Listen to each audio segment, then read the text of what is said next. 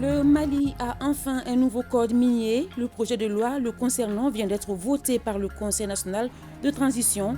Les membres du CNT ont également donné leur approbation pour le projet de loi relatif au contenu local. Leur application va générer plus de 500 milliards de francs CFA par an. Les activités de la Semaine mondiale de l'allaitement sont lancées. Le ministère de la Santé et du Développement social et ses partenaires se mobilisent pour rehausser le taux de l'allaitement des nourrissons jugés faibles au Mali. Le 9 août, une date historique au Mali, elle est peu connue, mais c'est à cette date, en 1962, que l'hymne national a été adopté. Le comité de veille chargé de la préservation des symboles de l'État était réuni autour du sujet. Les membres de cette instance nous édifient plus dans cette édition. Bonsoir à toutes, bonsoir à tous, bienvenue dans la grande édition. Ça y est, c'est fait, le Mali a un nouveau code minier. Les membres du CNT à l'unanimité ont donné leur approbation pour le projet de loi portant code minier en République du Mali et celui relatif au contenu local. Ces deux projets de loi, une fois mis en application, engendreront un apport annuel au budget d'État de plus de 500 milliards de francs CFA. Et la part de l'État dans les sociétés minières passera de 10 à 35%. Le vote a eu lieu ce matin au CNT et le reportage de Modibo Mariko. Ce sont des votes historiques pour un secteur stratégique, des votes à l'unanimité des membres du CNT présents et au vu de leur enjeu pour l'économie de notre pays, les projets de loi portant code minier et celui relatif au contenu local ont nécessité la présence, en plus du ministre des Mines, celui de son collègue de l'économie et des finances. Après un débat de plus de 2 heures pour prendre en compte 110 amendements et 248 articles, les membres du CNT ont ainsi donné leur quitus par 141 voix. Ainsi, ce corps qui va remplacer celui de 2019 présente des innovations et des avantages comparables pour l'économie du Mali. Il y a assez d'innovations dedans. Et par commencer même par la participation de l'État dans ces entreprises d'exploitation. L'État peut passer de 10 à 30%. Une innovation. Une autre innovation est que les entreprises aujourd'hui sont tenues de donner 5% des parts de leur société au privé malien. Donc ça, c'est une grande avancée. Une autre innovation aujourd'hui, la convention d'établissement est scindée en deux. Au lieu que ce soit une convention unique, c'est une double convention. Une convention pour l'exploration, durant laquelle vous avez droit à des exonérations. Et une convention pour l'exploitation, pendant laquelle vous n'avez pas droit à l'exploitation. Et une fois le gisement découvert, la société, l'État peut utiliser l'exonération accordée pendant l'exploration pour prendre des parts de la nouvelle société d'exploitation. Donc il y a ça. La loi sur le contenu local est une loi majeure parce qu'elle met les Maliens, les sociétés maliennes, les privés maliens au cœur de l'exploitation minière. Elle impulse aussi la création d'industries autour de ces activités minières-là. Ces deux textes découlent de la volonté de prendre la transition, de faire en sorte que le secteur minier puisse contribuer au développement de notre pays. Il a donc voulu que nous ayons des textes qui vont donc assurer le développement de notre pays. Et ce qu'il faut ajouter, c'est que le processus d'adoption de ces textes a été très participatif parce que l'ensemble des faîtières a été associé, de même que les sociétés minières et les différents acteurs, donc à travers des concertations.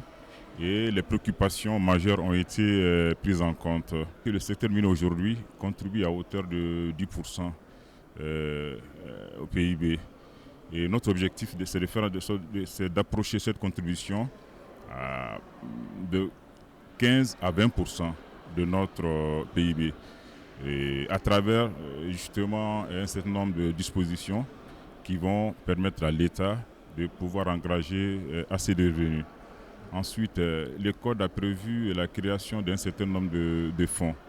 Et ces différents fonds vont pouvoir assurer le développement local, mais aussi c'est vraiment des fonds qui vont assurer aussi le développement des infrastructures routières, ferroviaires, énergétiques, etc.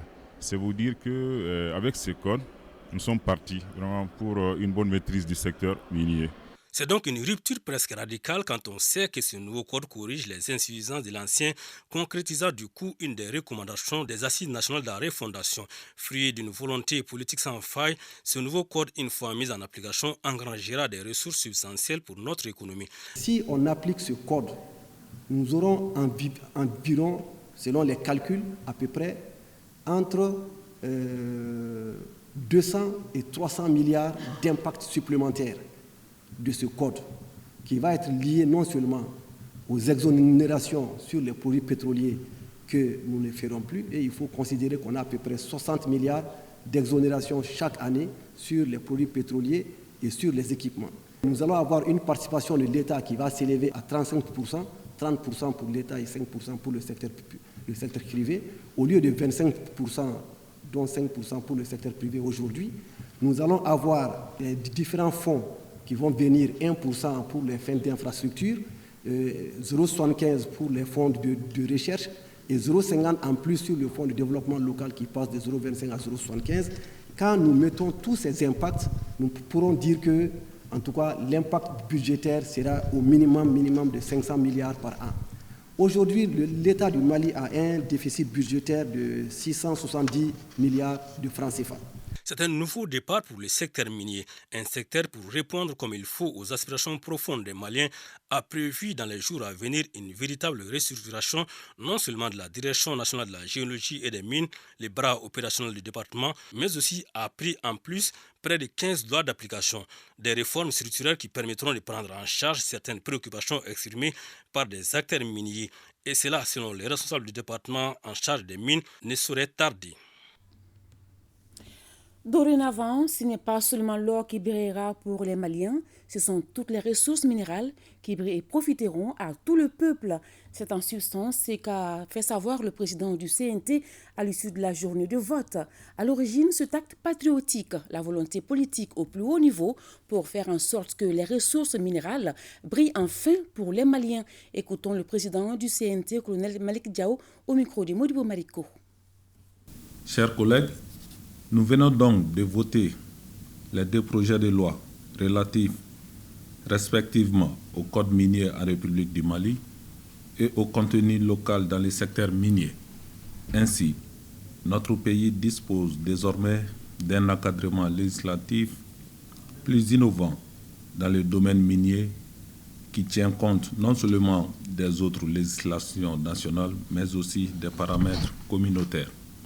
Avec l'adoption de ces deux lois, la République du Mali vient d'opter profondément pour une meilleure contribution du secteur minier au développement socio-économique du pays. Ces lois, qui ont suscité certes beaucoup d'intérêt de la part des acteurs miniers, des collectivités locales et de la société civile, sont aujourd'hui une réalité pour le nouveau Mali en construction. Les différentes innovations qu'elles comportent démontrent à suffisance que les richesses minières du sous-sol malien ne serviront plus jamais les intérêts particuliers de quelques sociétés ou individus, mais resteront un levier sûr et durable pour la croissance et l'émergence de notre pays. Dorénavant, ce n'est pas seulement l'or qui brillera pour tous les Maliens, ce sont toutes nos ressources minières qui profiteront à tout le peuple malien. C'est le lieu pour moi de remercier l'ensemble des membres du CNT, particulièrement les commissaires de la Commission des mines, de l'énergie et de l'eau, pour les divers efforts fournis dans le cadre de l'examen de ces lois. Je rappelle que la Commission des mines, conformément à notre règlement intérieur et avec l'autorisation du bureau du CNT, avait commencé à travailler sur ces projets de loi juste quelques jours après la clôture de la session ordinaire d'avril. Merci beaucoup à la Commission et merci aussi au ministre de l'Économie et des Finances pour son appui à l'organisation de l'atelier d'immersion sur les deux projets de loi. Une délégation conjointe du Mali et du Burkina Faso en visite hier à Niamey au Niger, conduite par le ministre d'État, ministre de l'administration territoriale et de la décentralisation. Elle a rencontré au palais présidentiel le général de brigade Abdourahmane Tiani, président du Conseil national pour la sauvegarde de la patrie. La délégation est venue exprimer le soutien du Mali et du Burkina Faso aux nouvelles autorités et affirmer la participation des forces armées des deux pays aux opérations de légitime défense du pays en cas d'agression de la CEDEAO. Écoutons plutôt le colonel Abdoulaye Maïga. Nous sommes porteurs d'un message de leurs excellences, le colonel Assimi Goïta, président de la transition, chef de l'État du Mali, et du capitaine Ibrahim Traoré, président de la transition, chef de l'État du Burkina Faso. Message destiné au président du Conseil national pour la sauvegarde de la patrie, le général Tchani, ainsi qu'à l'ensemble du peuple frère du Niger, que nous remercions tous pour cet accueil très chaleureux et très convivial. Globalement, l'audience qui nous a été accordée par le président du Conseil national pour la sauvegarde de la patrie a porté globalement sur les principales décisions qui ont été prises par leurs excellences le colonel Assimi Goïta et son homologue du Burkina Faso, le capitaine Ibrahim Traoré, après les sanctions de la CEDEAO. Décision mentionnée dans le communiqué conjoint du 31 juillet 2023. Notamment la solidarité très forte à l'endroit du peuple nigérien, avec lequel nous partageons à la fois l'histoire et la géographie. Également le refus catégorique pour le Mali ainsi que le Burkina Faso d'exécuter ces sanctions illégales, illégitimes et inhumaines prises contre le peuple nigérien. Et enfin, le plus important, c'est réitérer la participation active, effective et pleine du Mali et du Burkina Faso aux opérations de légitime défense en cas d'agression de la CEDEAO contre le Niger. Je tiens ici à le préciser que toute intervention militaire contre la souveraineté d'un pays et sans le consentement de ses autorités ne représente autre chose qu'une agression. Et bien entendu, agression que le Burkina Faso et le Mali rejettent catégoriquement. Nous avons réitéré, bien entendu, la décision du président Goïta et du président Traoré de participer pleinement aux opérations de légitime défense aux côtés des forces de défense et de sécurité du Niger. Ce sont des décisions mûrement réfléchies. Je tiens ici à rappeler que ça fait plus de 10 ans que le Burkina Faso, le Mali et le Niger géreront les conséquences négatives, conséquences socio-économiques, conséquences sécuritaires, conséquences politiques, conséquences humanitaires de l'aventure hasardeuse de l'OTAN en Libye. Bien entendu, se pose la question, si ça nous a pris 10 ans, accepter encore une autre aventure de la même nature au Niger nous prendrait combien d'années? On ne sait pas, 20 ans, 30 ans, 40 ans, 50 ans. Une chose est sûre, le président Goïta et le président Traoré ont clairement dit non, non et non. Nous n'accepterons pas d'intervention militaire au Niger. Il en va de notre survie. Et bien entendu, les chefs d'État du Mali et du Burkina ont pris la ferme décision de laisser des actifs et non des passifs aux générations futures. Un dernier mot tout d'abord à l'endroit de la CEDEAO, nous avons deux messages. Le premier message, c'est que nous leur demandons très clairement de cesser d'affamer nos peuples. Nous n'avons pas besoin de sanctions. Je pense qu'il y a énormément accès de souffrance que nos populations traversent. Le deuxième message, qui est également un message important, nous apprécions bien les ultimatums. Je pense que la CEDEAO se trompe lourdement de destinataire. Il faudra adresser ces ultimatums aux groupes terroristes. Et ça fait 10 ans que nous attendons cela. Je pense que nous serons très heureux pour une fois que ces ultimatums soient adressés aux groupes terroristes. Ensuite, à l'endroit du peuple frère du Niger, ce sont des moments difficiles. Le Mali et le Burkina Faso ont traversé des épreuves similaires. Nous tenons à leur rassurer très fermement de notre soutien et de notre solidarité. Et restons résilients et stoïques pour reprendre les propos de son Excellence le colonel Assimi Goïta, tout ce qui est substantiel et positif ne peut s'obtenir dans la facilité. S'il plaît à Dieu, nous vaincrons. Et puis, face à la situation politique au Niger, le Mali et le Burkina Faso ont adressé une déclaration commune au Conseil de sécurité des Nations Unies. Bamako et Ouagadougou attirent l'attention sur la volonté de la CEDEAO d'agresser un pays souverain. Extrait de cette déclaration commune lue ici par Olivia Rouamba, chef de la diplomatie burkinabé. Le peuple du Niger a décidé en toute responsabilité et de manière pacifique, sans aucune effusion de sang, de prendre son destin en main et d'assumer devant l'histoire la plénitude de sa souveraineté. Par la suite, l'adhésion des populations nigériennes aux événements soutenus n'a cessé de croître, notamment à travers des manifestations pacifiques de soutien aux nouvelles autorités nigériennes.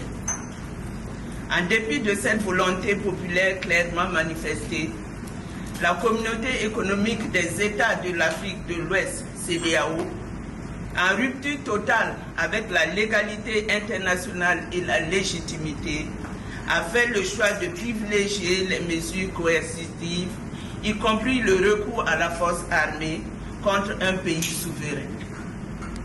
Le motif de cette agression, déguisée en intervention militaire sous le prétexte du rétablissement de la démocratie, cache mal les agendas de puissances étrangères prêtes à aggraver une situation sécuritaire déjà précaire.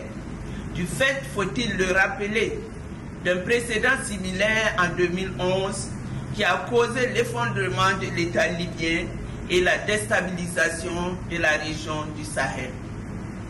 À cette date, les responsabilités de cette opération militaire n'ont toujours pas été assumées, tandis que les États du Sahel continuent d'en subir les conséquences néfastes, particulièrement la prolifération des groupes terroristes et leur corollaire de circulation d'armes de toutes sortes dans la région. Aussi, par communiqué numéro 01, en date du 31 juillet 2023, les gouvernements de transition du Burkina Faso et de la République du Mali ont clairement averti des conséquences pour la stabilisation et la stabilité de la sous-région, voire au-delà, d'une intervention militaire contre le Niger, contre le peuple nigérien. En qualité d'État voisin et concerné par la situation d'un pays frère, le Mali et le Burkina Faso réitèrent leur ferme condamnation de toute action militaire de la CEDEAO ou de toute autre force internationale qui violerait ainsi la souveraineté de l'État du Niger. La persistance de l'organisation sous-régionale dans cette approche improductive, voire contre-productive, conduirait à la dislocation de la CEDEAO. Les gouvernements de transition du Burkina Faso et de la République du Mali en appellent à la responsabilité principale du Conseil de sécurité, garant de la paix et de la sécurité internationale, pour empêcher par tous les moyens à sa disposition une action armée contre un État souverain dont l'ampleur des conséquences serait imprévisible. Nous savons pouvoir compter sur la sagesse du Conseil de sécurité pour éviter, outre la dégradation de la situation sécuritaire avec la multiplication et la propagation des groupes terroristes, un drame humanitaire qui s'ajouterait aux difficultés d'une population en attente légitime d'un soutien pour faire face aux nombreux défis auxquels elle est confrontée. Nous réitérons notre attachement à la recherche de solutions par les voies exclusives de la diplomatie et de la négociation, seules à même de garantir la paix et la stabilité du Niger et de la région. Nous vous prions de porter la teneur de la présente à l'attention des membres du Conseil de sécurité et de la publier en tant que document officiel du Conseil de sécurité. Toujours Mali-Burkina Faso, les deux pays ont signé hier 24 accords de coopération à l'issue de la 10e session de la grande commission mixte de coopération entre les deux pays, avec également des fortes recommandations dans une feuille de route qui précise leur mise en œuvre rapide. Le récit de Tamsil Diabaté et Abdoul Salam Bambara.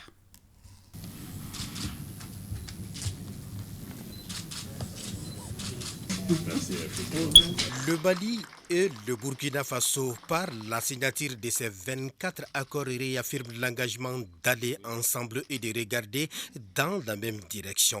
Et la nouvelle direction, c'est celle qui va d'abord avec la vision des peuples maliens et burkinabés. Les défis qui se posent à nos deux pays, notamment la recherche de la paix, l'engagement pour l'instauration de la bonne gouvernance en vue d'une croissance accélérée, soutenant un développement harmonieux, durable, solidaire et équitable, ne pourront être relevés qu'à travers un modèle de coopération qui prenne en compte les aspirations profondes de nos deux peuples. Ce que nous faisons, c'est pour pouvoir permettre à nos populations d'avoir de la libre circulation des personnes et des biens, de vaquer à leurs occupations, de mener des activités économiques, de créer des richesses, de mettre en place des infrastructures pour répondre à leurs préoccupations, de leur amener la sécurité et d'œuvrer vers le renforcement de notre unité et de notre intégration. La dynamique qui vient d'être amorcée entre le Mali et le Burkina Faso en matière de coopération est sans nul doute un coup d'accélérateur pour un développement harmonieux. Et pour relever les défis du dit développement, aucun domaine n'a été oublié, avec en ligne de mire les coopérations frontalières et bilatérales. Ces différents instruments juridiques concernent plusieurs domaines aussi importants que variés, comme la justice, la recherche scientifique, le transport aérien, terrestre et ferroviaire. Dans la consolidation du bon voisinage, tout est prioritaire, mais le plus urgent est et demeure la sécurité des personnes et de leurs biens. Et une première réunion se tiendra le dernier trimestre 2023. Tout en réaffirmant leur volonté d'œuvrer à la sécurisation de la frontière commune, elles ont réaffirmé l'engagement de leurs gouvernements respectifs à lutter contre le terrorisme sous toutes ses formes. Au regard du contexte géopolitique et stratégique, les deux États ont convenu de maintenir et de renforcer leur coopération au plan sous-régional, régional et international. Les parties ont réitéré leur engagement à mettre en application les dispositions pertinentes des protocoles de la CEDEAO relatifs au règlement des conflits, à l'assistance mutuelle en matière de défense, à la libre circulation des personnes et des biens. Elles se sont mutuellement encouragées à rester unies face aux sanctions de l'UEMOA, de la CEDEAO et de l'Union africaine et d'œuvrer ensemble pour la levée des dites sanctions.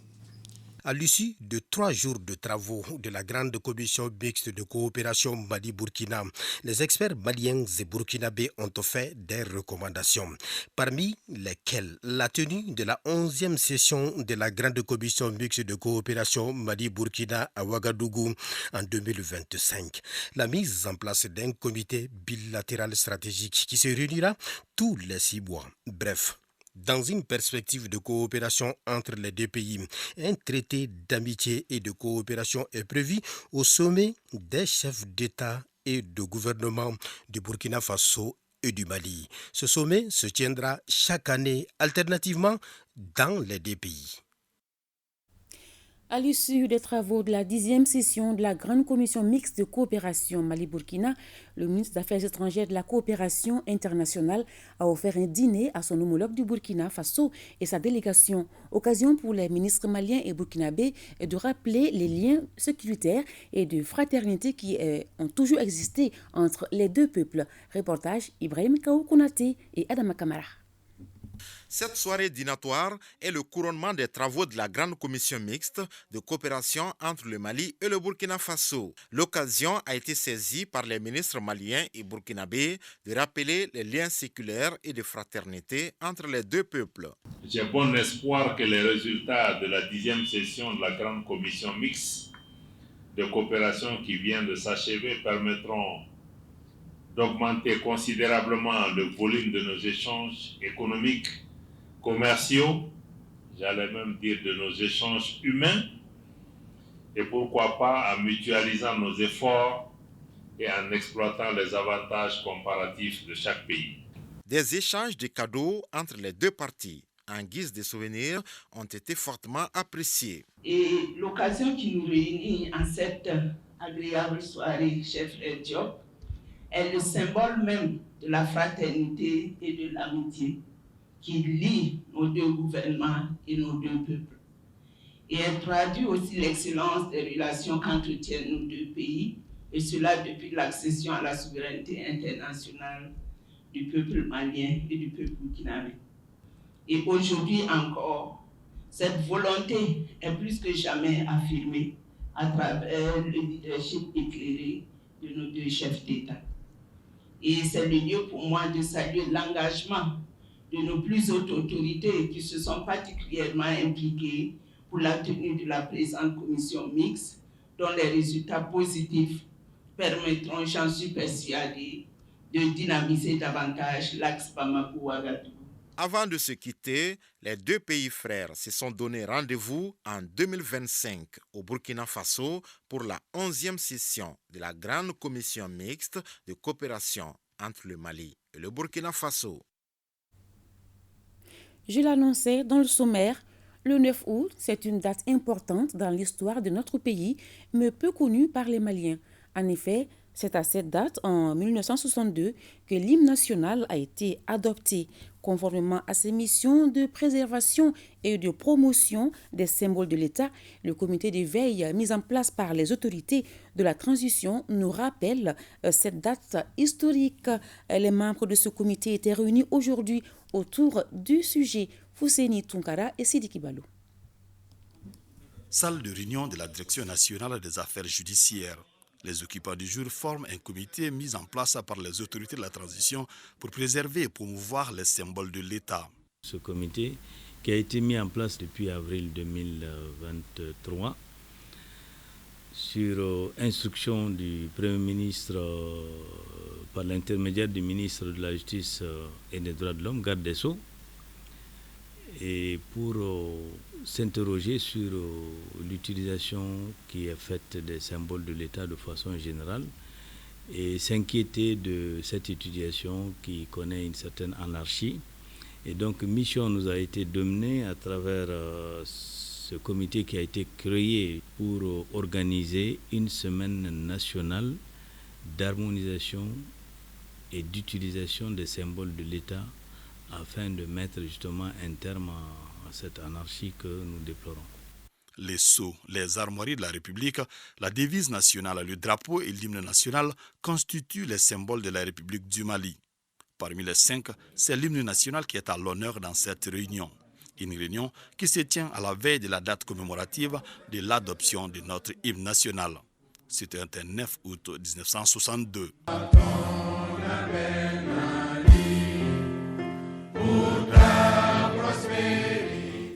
Effectivement, demain, l'hymne national, c'est un symbole fort parmi les symboles de la République et tout citoyen se doit de savoir ce que c'est que l'hymne national, son contenu, sa portée, sa valeur, son symbole et l'esprit qui prévaut à sa construction pour construire justement le citoyen malien.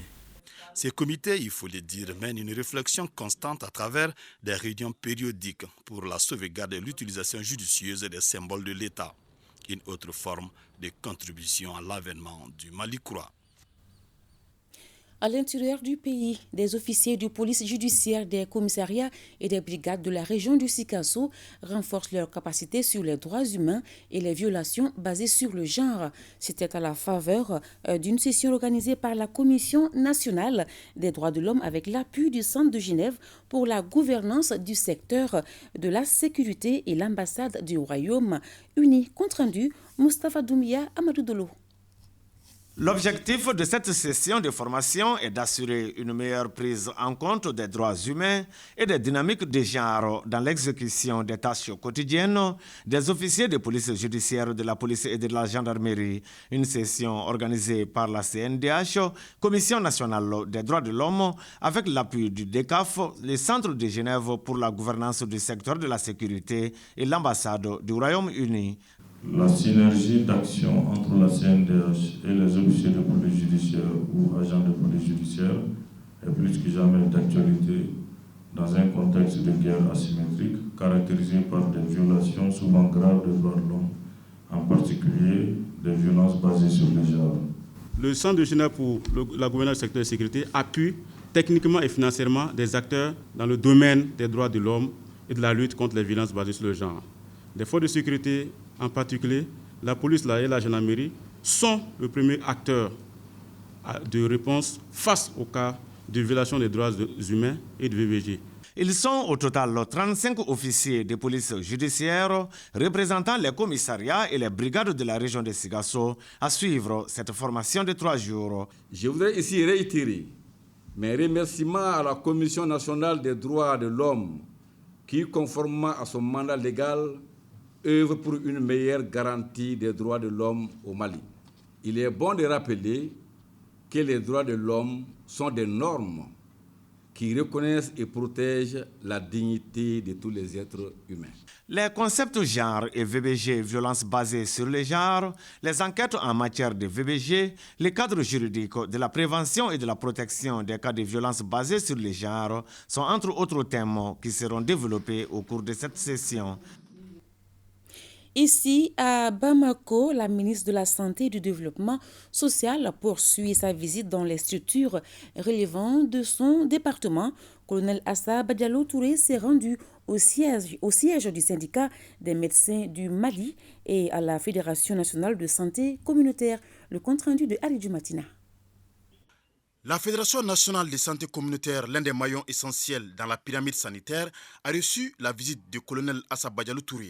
La ministre de la Santé et du Développement social, dans l'optique de se faire une idée du fonctionnement et des préoccupations de la structure, est venue échanger avec les responsables de la FENASCOM.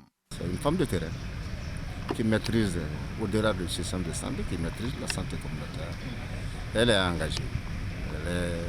Elle a décliné exactement sa mission, son objectif à atteindre. Je pense que c'est en phase avec nous, nos missions.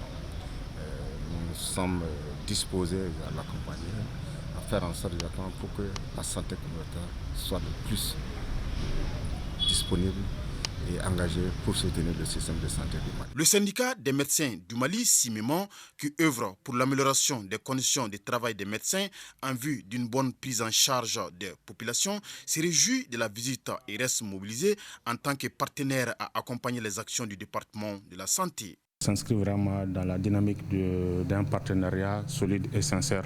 Nous ne pouvons que la remercier dans ce sens. Le syndicat ne saurait être l'adversaire d'une administration et vice-versa. Nous devrons œuvrer ensemble. En tout cas, le syndicat des médecins du Mali, par ma voix, s'inscrit dans cette logique pour avoir un secteur de la santé plus stable, plus prospère au bénéfice de la population malienne. Ces visites m'imprègnent des problèmes et surtout dire que la pyramide sanitaire commence par les CESCOM.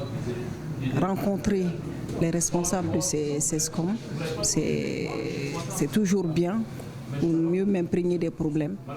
Donc après, on a rendu visite au syndicat. C'est normal. Les syndicats, c'est les partenaires. On va s'asseoir, discuter, voir ce qui est possible de faire et ensemble, on va y arriver pour le bonheur des populations maliennes. D'autres visites sont prévues dans l'agenda de la ministre de la Santé et du Développement social. Le retour de la paix et la cohésion sociale est au centre d'une rencontre entre le ministre de la Réconciliation, de la Paix et de la Cohésion nationale chargé de l'accord pour la paix et 3 mouvements. Il s'agit du Gatia, du mouvement arabe de l'Azawad et de la coordination des mouvements et Front patriotique de résistance. Ces 3 mouvements signataires de l'accord regroupés au sein de la plateforme des mouvements du 14 juin d'Alger et renouvellent leur engagement au colonel-major Ismaël Ouagué pour transcender toutes les contraintes à la mise en œuvre de l'accord. C'est en présence de nos reporters Mohamed Kayantao et Makan Diakité.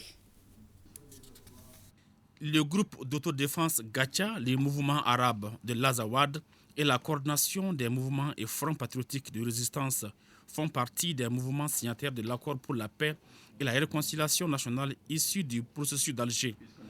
Les responsables de ces trois mouvements regroupés au sein de la plateforme des mouvements du 14 juin d'Alger rencontrent le ministre en charge de la réconciliation pour apporter leur touche dans la mise en œuvre de l'accord et rappeler au gouvernement leur volonté d'œuvrer pour le retour définitif de la paix dans le pays.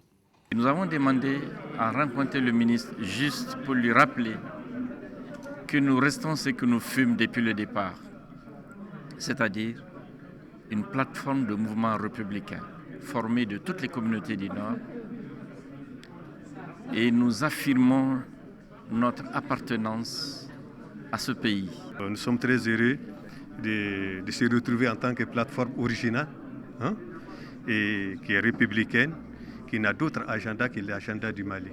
Donc nous sommes vraiment rassurés par le ministre pour son accompagnement. Nos préoccupations sont prises en charge tous les jours et toutes les grandes orientations qu'il a données aussi, c'est des orientations qui nous tiennent à cœur et que nous allons suivre, Inch'Allah, à la lettre, jusqu'à parvenir à une mise en œuvre intelligente, il a bien dit le mot, intelligente de l'accord et pour le grand bénéfice de nos populations. Cette rencontre est saisie par le président de la Commission nationale d'intégration d'évoquer les démarches entreprises par sa commission. À partir d'aujourd'hui, nous nous renforçons dans l'espoir de relancer le processus.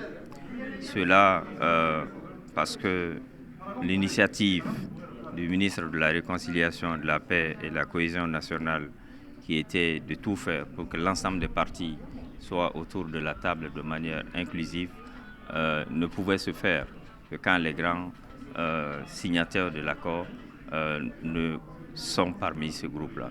Le colonel-major Ismaël Ouagué de souligner que le gouvernement est dans son rôle d'impartialité pour la mise en œuvre intelligente de l'accord, avant d'ajouter que l'objet primordial du gouvernement est de lutter contre le terrorisme sous toutes ses formes. Quand nous regardons le document de l'accord, c'est tout ce beau monde qui a signé. Ça veut dire tout simplement que c'est un engagement international et ça engage chaque partie dans son domaine.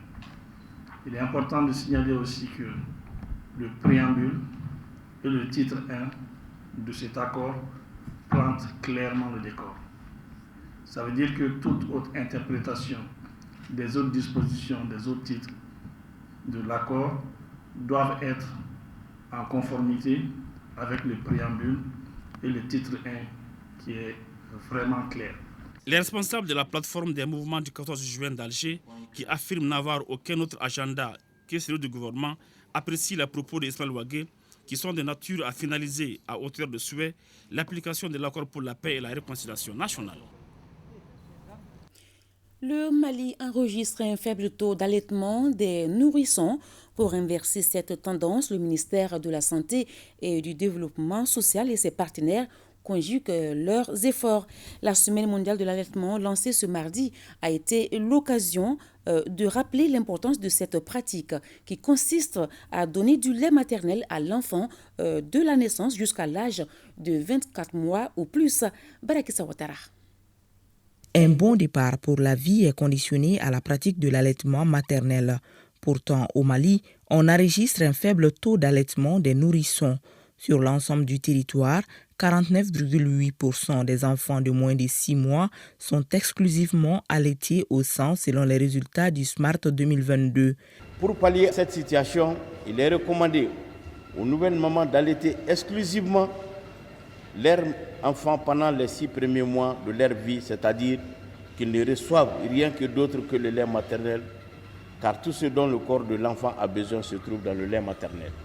Autre point significatif de l'allaitement maternel exclusif, c'est l'initiation précoce. Elle commence dans l'ère qui suit la naissance. En effet, le premier lait maternel contient le colostrum, une substance très riche du point de vue nutritionnel. Le colostrum comprend des anticorps à mesure de protéger le nouveau-né des maladies.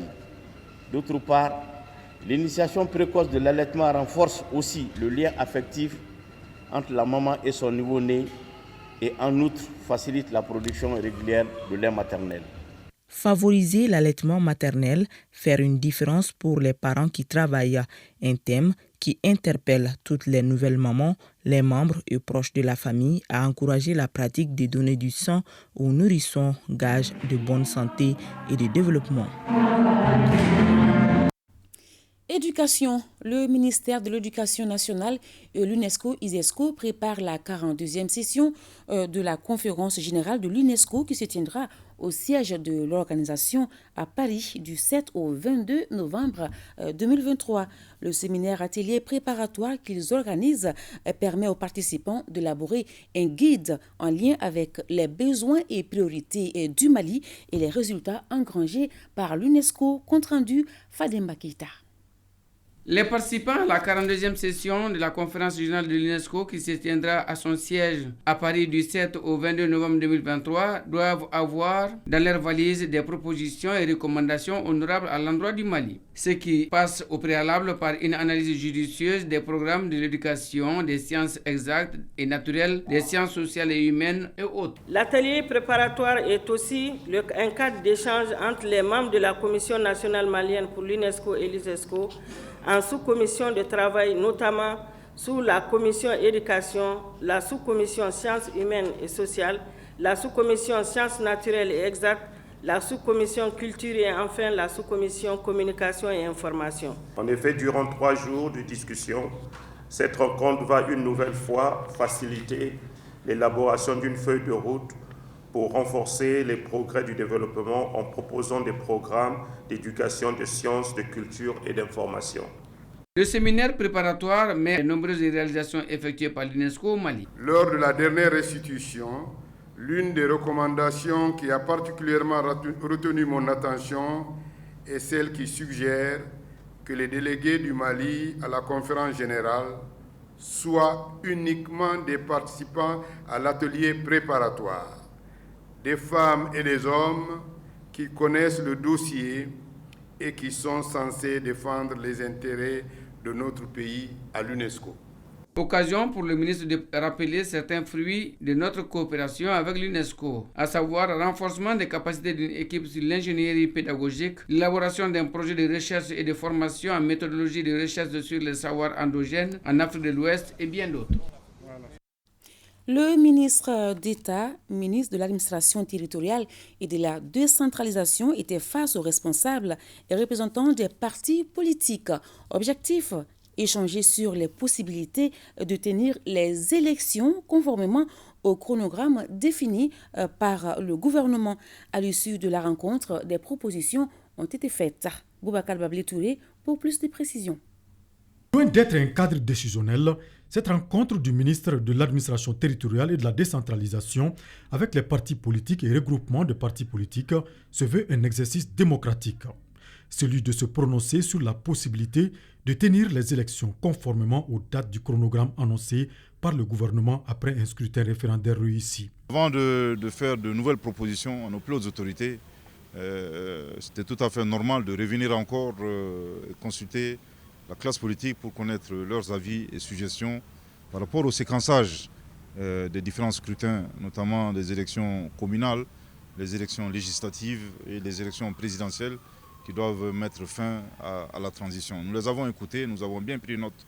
À l'issue de cela, nous allons voir un peu toute la technicité et les contraintes et surtout faire un compte-rendu très fidèle à nos plus hautes autorités. Bien entendu, à l'issue de tout ce processus, la décision qui aura été prise par nos plus hautes autorités est une décision qui prendra en compte l'intérêt général. L'intérêt général n'est pas la somme des intérêts partisans. L'intérêt général, bien entendu, doit prendre en compte l'intérêt des populations maliennes dans son ensemble, bien entendu, en tenant compte de plusieurs paramètres. À l'issue de cela, nous allons leur revenir pour leur faire des propositions et leur faire part de la décision qui serait arrêtée par nos plus hautes autorités. Le cadre a permis aux représentants des partis politiques qui ont répondu présents de faire des propositions concrètes relatives à la tenue de l'élection présidentielle à la date indiquée, puis les autres élections, coupler les différents scrutins compte tenu des moyens limités de l'État ou encore le respect du chronogramme indiqué. Il y a des aspects que les partis ne maîtrisent pas, notamment les questions logistiques, les questions matérielles, les questions financières et même les questions structurelles, notamment la fonctionnalité des legs et tout le reste, et aussi la question du découpage de l'enrôlement. Ça s'apprécie à un autre niveau. Donc c'est l'ensemble de ces facteurs conjugués qui vont permettre de tenir des élections crédibles. Mais les soucis fondamentaux qui apparaissent avec l'ensemble des partis, vraiment, c'est de doter notre pays d'institutions fortes, crédibles. Comme mon parti accompagne les autorités de la transition, donc ce qui va être décidé au niveau du gouvernement, nous allons travailler sur ça dans l'intérêt du pays. Il y avait beaucoup de propositions. Sur 291 partis politiques, il y a 81 qui ont répondu à la lettre du ministre de l'administration territoriale. Cette rencontre avec les formations politiques sera suivie de celle avec la société civile pour recueillir d'autres propositions. La somme de ces propositions sera soumise au gouvernement pour définir si oui ou non il faut maintenir ou réajuster le chronogramme. Les États généraux de la migration et cadres de concertation avec les Maliens établis à l'extérieur auront lieu les 17, 18 et 19 août prochains. L'information a été donnée ce mardi par le ministre de tutelle. Le thème retenu est « Mobilité humaine, facteur d'intégration, de développement et d'enrichissement. Quelle contribution des Maliens établis à l'extérieur à la refondation de l'État ?» Le point avec Abdul Karim Kaba. Les 17, 18 et 19 août prochains auront lieu les États généraux de la migration et cadres de concertation avec les Maliens établis à l'extérieur. Ce cadre se veut inclusif. C'est pourquoi le thème retenu porte sur la mobilité humaine, facteur d'intégration, de développement et d'enrichissement culturel. Quelle contribution des Maliens établis à l'extérieur à la refondation de l'État? Pendant ce rendez-vous de 3 jours, du 17 au 19 août 2023, avec les Maliens établis à l'extérieur et les acteurs nationaux, il s'agira entre autres de faire un diagnostic réel de la situation de nos compatriotes établis à l'extérieur, de présenter les opportunités en termes d'investissement productif pour la diaspora, de promouvoir la coopération internationale sur les enjeux migratoires, d'échanger sur les contributions au développement national et à la gouvernance migratoire, de réfléchir dans une vision commune aux actions concrètes à engager pour répondre aux différents enjeux migratoires. À en croire le ministre Moussa Ag Atayer, l'apport des Maliens établis à l'extérieur est inestimable. Les Maliens établis à l'extérieur contribuent au développement de notre pays à travers la mise en place d'infrastructures sociales de base telles que la construction des écoles, les centres de santé, les addictions d'eau, les pistes rurales d'une part, et d'autre part l'apport technique et scientifique dans le cadre du renforcement des capacités des ressources humaines nationales. La tenue des États généraux de la migration et cadre de concertation avec les Maliens établis à l'extérieur est la matérialisation de la mise en œuvre des recommandations des Assises nationales de la refondation. Koulikoro abrite un atelier de 3 jours de formation des journalistes et animateurs producteurs de l'ORTM, Bamako, Koulikoro, Mopti, Tombouctou et Gao sur la santé de la reproduction. La formation est organisée par l'Office national de la santé de la reproduction en partenariat avec le projet USAID Momentum pour la résilience.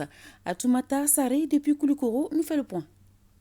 Comment informer et sensibiliser quelqu'un sur une chose sans qu'on ne soit soi-même édifié sur la question? C'est tout le sens de cet atelier du renforcement des capacités de 30 animateurs producteurs et journalistes réalisateurs de l'ERTM venus des stations régionales et de Bamako. Au centre de la formation, la santé de la reproduction et la planification familiale. On ne peut pas aller sans les journalistes parce que c'est eux qui vont nous aider à passer les bonnes informations et à atteindre le maximum de cibles par rapport à tous les volets de la santé. Donc vous êtes au cœur, en tout cas, de cet objectif stratégique Les hommes des médias et singulièrement les agents de l'ORTM qui produisent des émissions radiophoniques et télévisuelles sont les mieux indiqués pour faire appréhender aux populations l'importance de la santé reproductive. C'est pourquoi la direction générale de l'ORTM a dépêché 2 responsables pour signifier tout l'intérêt de l'atelier. C'est rare dans l'histoire de l'ORTM qu'on ait autant d'effectifs formés ensemble. C'est un honneur pour nous. Cela démontre que nous sommes un partenaire stratégique pour votre service. C'est aussi le signe d'une bonne vision.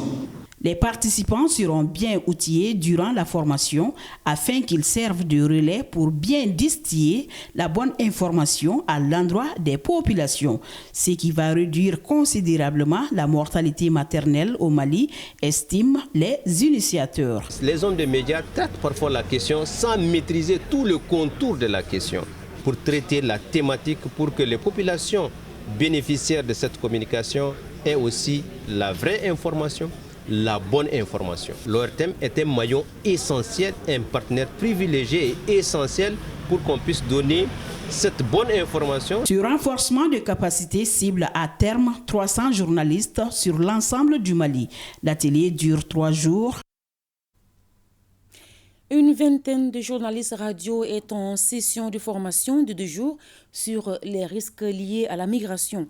L'initiative est de l'Organisation internationale de la migration, OIM, à travers son projet intitulé « Mobilisation des jeunes pour les droits des migrants et victimes de traite au Mali ». Aliou Abdoulaye Touré. Nul n'ignore la place et le rôle de la radio dans l'information et la sensibilisation. Pour prévenir davantage les risques liés à la migration, l'OIM, à travers son projet dénommé « Mobilisation des jeunes pour les droits des migrants et victimes de traite au Mali », renforce les capacités des professionnels de la radio. Il s'agit aussi de familiariser les participants avec des contenus qui mettent l'accent sur les risques de la migration irrégulière. L'atelier qui démarre ce mardi vise à renforcer les capacités des professionnels des médias que vous êtes, afin de les aider, afin de vous aider à mieux jouer le rôle d'acteur d'information, de divertissement aussi. Les différents modules qui seront développés permettront d'accroître les connaissances des participants sur le contexte de la migration en Afrique de l'Ouest. Nul ne doute de l'importance des médias, radio, télévision et autres, dans le traitement de l'information relative à la migration. Ces médias, nous le savons, sont extrêmement prudents dans cet exercice au risque de créer une stigmatisation aux migrants pouvant porter atteinte à son intégrité et à sa dignité. Cette session de renforcement des capacités des hommes des médias sur la migration concerne une vingtaine de journalistes venus d'une dizaine de radios de la place. Le centre Sabounyouman d'Ikita vient de bénéficier d'un don de matériel de sonorisation. Ce geste, c'est une partie de l'appui de l'entreprise GIZ à travers le projet Donko Nimaya. Il s'élève à plus de 30 millions de francs CFA au RTM Kida. Mahamadi Alioubari. Cette remise des matériels de sonorisation au Centre artistique et culturel Sabounyouman s'inscrit dans le cadre de la promotion des activités culturelles dans la région de Kita. Une donation hautement appréciée par le promoteur Bemba Amara Diabaté d'Itos. Merci beaucoup à ZZ Donko Nimaya. Ils n'ont jamais ménagé leurs efforts par rapport à leur développement, à l'émergence de la culture malienne. Ce n'est pas seulement la remise de matériel, il y a la réflexion de l'infrastructure qui va commencer sous peu. Je remercie vraiment GIZ, vraiment qui accompagne de tout le temps la culture, qui fait promouvoir cette culture. Je tiens à remercier aussi Diabaté, qui est un grand homme qui vraiment s'occupe de la culture, qui vraiment contribue beaucoup à la promotion de cette culture. L'ensemble des appuis de l'entreprise allemande GIZ à travers le projet Donko Nimaya à l'endroit du centre Sabounyouman s'élève à plus de 30 millions de francs CFA. Et le donateur accorde un sens particulier à ce partenariat qui est à son début pour la contribution culturelle à la paix, à la cohésion sociale et le vivre ensemble. Nous pensons que ces différents aspects de notre appui participent à la promotion de la culture au Mali. J'invite faire bon usage de ces matériels. Le centre Sabouniman de Kita est une référence en matière de l'art et de la culture. Depuis sa création, il y a 18 ans.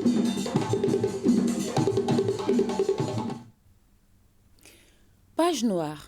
L'adjudant-chef Kouye Traoré n'est plus chevalier et officier de l'ordre national, commandeur de l'ordre national. Le natif de Caille a attiré sa révérence jeudi dernier à l'hôpital Nianankoro Fomba de Ségou des suites d'une courte maladie. Cet obsèque ont eu lieu vendredi à la mosquée Kadhafi de Ségou, où parents, amis et collaborateurs sont venus lui rendre un dernier hommage. Reportage Honoré Tinou. Le natif de Caïs s'en est allé. L'adjudant-chef Kouye Traoré est né vers 1934 dans la cité des Rails. Il fut incorporé le 1er décembre 1953 comme engagé volontaire à la compagnie de transit de Bamako, en qualité d'infirmier militaire du premier degré. Cette fonction lui a valu plusieurs formations de perfectionnement et de grade au sein du régime général de l'armée. C'est en octobre 1960 que Kouye Traoré opte pour l'armée malienne. Chevalier de l'ordre national, officier de l'ordre national, commandeur de l'ordre national, des élévations acquises le 1er février 2019. Après une riche carrière au sein de l'armée, Kouye est admis à la retraite en 1985. Ses compagnons d'armes, parents, amis et collaborateurs étaient là pour rendre un dernier hommage à l'illustre disparu. C'était un grand frère prévoyant et il ne mâchait pas ses mots devant ses jeunes frères. Je lui souhaite un repos éternel au paradis et que Dieu lui pardonne pour tous ses péchés. C'est un homme humble, strict bien sûr, mais très honnête, qui tient beaucoup à sa lignée, qui tient beaucoup à sa famille, qui a été un rassembleur. Et juste pour illustrer, quand il était en fonction au camp de Kati, tous les dimanches, tous les parents venaient passer la journée chez lui là-bas. Et donc il a toujours fédéré tous les membres de la famille, il a toujours voulu ça. Alors je demande à tout le monde de prier pour Kouye. L'adjudant-chef à la retraite de Kouye Traoré repose désormais au cimetière de Dar Salam, laissant derrière lui 2 épouses et beaucoup d'enfants éplorés. Dort en paix, adjudant-chef Kouye Traoré. Que son âme repose en paix. Ainsi prend fin cette édition. Merci de votre attention. À demain 20h, Inch'Allah. Bonsoir.